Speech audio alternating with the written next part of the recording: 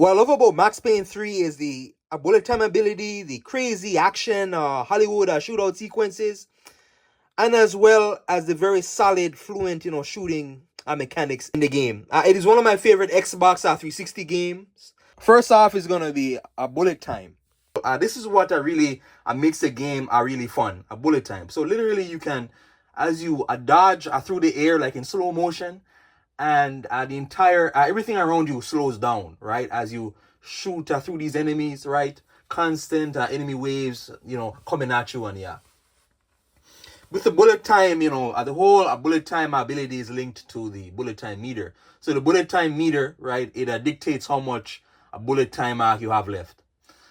In terms of but you have to use it wisely. You have to use it very wisely because you can still take damage in, a bullet time, and you have to time the dodge perfectly.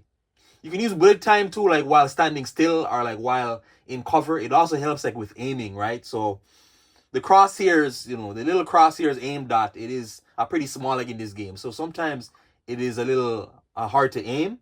I'm more used to a bigger crosshairs, but it helps at the aim, right? So you slow down as the speed of the game slows down. I can aim a lot easier. Max Payne 3, in terms of, and what really makes like it all works is the, a mechanic. So shooting, one of the best, like in terms of just shooting mechanics, I'm going to talk about shooting mechanics and gameplay. It is actually one of the best shooting games that I played. And I know there's an endless amount of shooting games out there. Lots of shooting games out there. But in terms of like, mechanics here, like it is done amazing here. First off, going like into cover, right? Crouching, shooting, just aiming. The recoil feels very, realistic, right? There's obviously so many different weapons, and every weapon reacts, sounds are different, and yeah. But mechanic wise, it is pretty solid. I heard somebody, I can't remember where I heard it, but it's like are talking about free aim. So like free aim in Red Dead 2, and it's a Rockstar game, Red Dead 2 or this, and it's like, wow, like they really captured aiming. So the aiming feels very fluent and smooth like in this game. With Max Payne 3, you will take a lot of damage because you are constantly outmatched.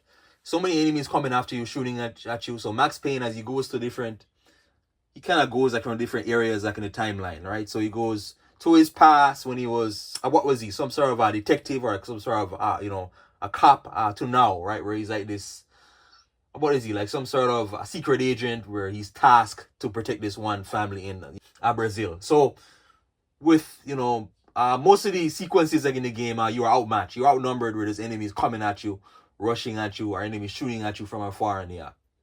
So like I said before, you gotta use the bullet time effect wisely. You gotta use it very wisely because it'll run out very quickly, and if you don't capitalize on it at the right times, you'll have to, it's gonna really affect you. But in terms of like Max Payne 3, like Max Payne 3, other things too, like in it with the enemies, because there's so many enemies shooting at you with pistols, assault rifles, shotguns. These random, whether it be like random bandits, random thugs, right? Drug dealers, or sometimes even cops and SWAT officers, and yeah. But most of the enemies are the same, right? They're literally shooting at you. Some enemies are more armored than other enemies. So let's say like a street thug in Brazil, right? They have no armor, right? So they're very easy to kill.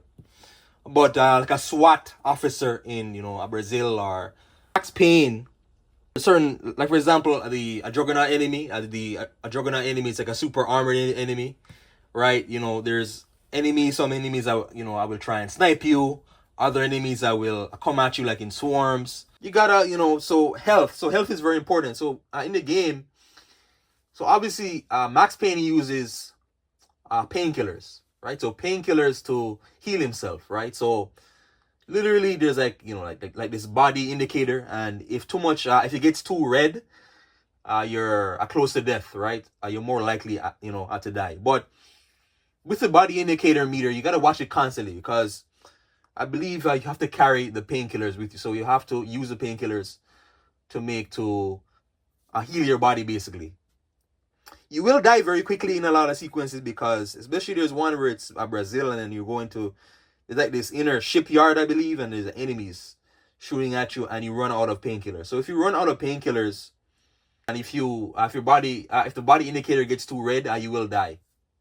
Now with the painkillers, if you have at least one painkiller, there is like this kind of a near death slow motion thing, so you can kind of save yourself. So if you won't have one or two painkillers, and like if you're near death, it will actually save you, right? So it puts you in a slow motion where you can shoot the enemy that shot you, kind of like, in a Call of Duty multiplayer, where if somebody kills you and you kill them back, it's what's it called? Like you're like some sort of like an avenger. You avenge yourself. But with this one though, if you kill the enemy that shot you near death, you will actually revive. You will actually still be alive instead of dying. But like if you run out of painkillers, you're basically dead. So painkillers are very important. The game doesn't really have much of a HUD. There isn't much, like in terms of like on screen like HUDs, or it's just ammo and the body indicator. But in terms of finding things like in the world, you have to really use your eyes. Painkillers, they're like these, look out like for like a bright green, a pill container. You go grab them. You're usually in like some sort of bathroom. You go into a bathroom or like some sort of office, a random office, then you'll find them. Pick them up. Ammo as well. So ammo and weapons. So like I said before, weapon mechanics are very solid. But like ammo and weapons. So in terms of weapons, lots of weapons in the game. Uzis to pistols to machine guns to assault rifles to a shotgun, snipers, etc. It depends. For the most part, you are using pistols. You can use a dual wield pistol. This is the best one. I can recommend this because you do actually kill the enemies quicker, but it depends on the range and the actual type of pistol. But I use a dual wield pistols, or you can use a pistol. You can actually match a pistol with like some sort of a sub machine gun, like a Uzi, and pretty fun. Like in terms of dual wielding, right? Dual wielding makes the bullet dodge even more epic. As you jump over, let's say like if you're jumping over like some sort of a blockade or cover, if you jump over the cover and then you see like the character Max Payne like with his with his dual wield pistols shooting through enemies. It looks pretty epic.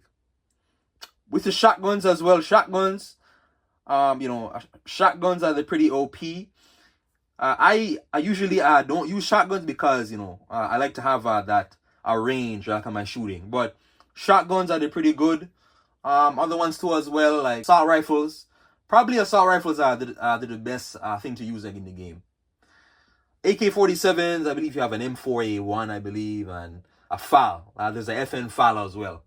But like with these, guns, right, as I like with any game, right, it's saving up, you have to really, use your ammo wisely. With this game, like in most sequences, you constantly get ammo. So you're constantly getting ammo from downed enemies. As you kill enemies, you pick up, other ammo. Sniper rifles as well. Snipers, they're pretty cool.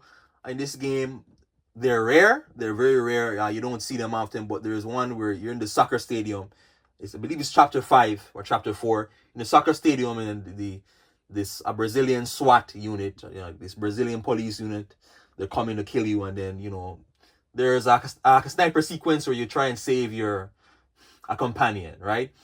The M82 sniper, a very powerful sniper. So the sniper, and like with a sniper, right?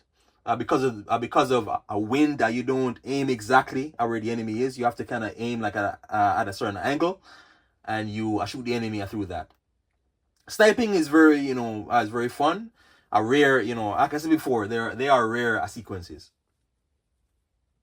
So with the sequences too as well, like in terms of bullet time abilities, with the game as well, like in terms of like slow motion sequences, so kind of like Sniper Elite. If you ever played Sniper Elite and if you kill a certain enemy in a certain way with like a sniper, it's slow motion. So you see the slow motion, you see the enemy die like in slow motion from the gunfire. Same thing here, right? So certain enemies that you kill, if you kill the last enemy in an area, you actually see them die like in slow motion. And so with extra stuff as well in the game, arcade modes. I never played the multiplayer in this game. I don't know, because I didn't have Xbox Live. I have the PS3 version, but I don't know why I never actually tried the PS3 version for a multiplayer. But yeah, a multiplayer as well. But the New York Minute arcade mode, it is a very fun. So you literally replay every mission again. There's a certain time trial, I think, associated with it. So New York Minute is like an arcade time trial mode.